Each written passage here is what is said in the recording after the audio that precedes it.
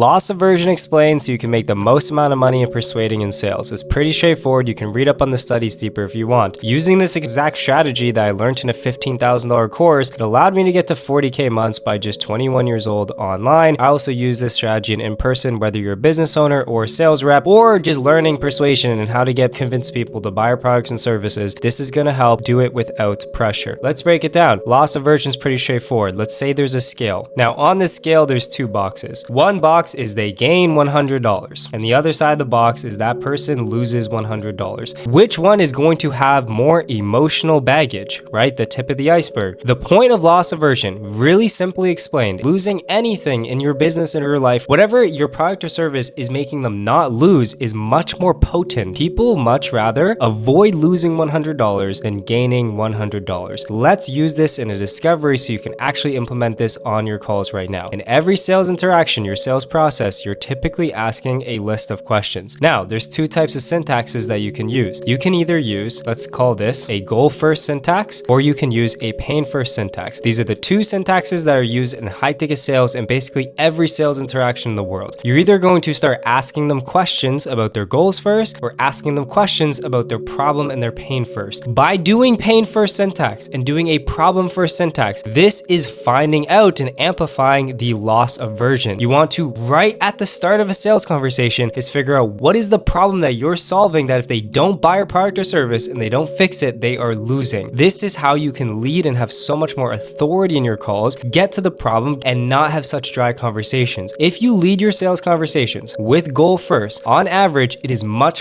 harder to have a sticky, deep, emotional conversations with prospects. That's why 95% of offers always have pain first. But you might ask me, oh, but Cameron, they're not giving me pain. Well, what you can do is you can create the loss aversion by finding the goal first. You can ask questions like, okay, well, what is your goal? And then from that, okay, well, what's going to help you get to your goal faster with more certainty? Now they just told you the solution or the product or the problem of what's actually going to allow them to achieve their future life much faster. That's now their problem because they realize there's something they're missing in their life. That's loss aversion, and that's how to apply it at the highest level.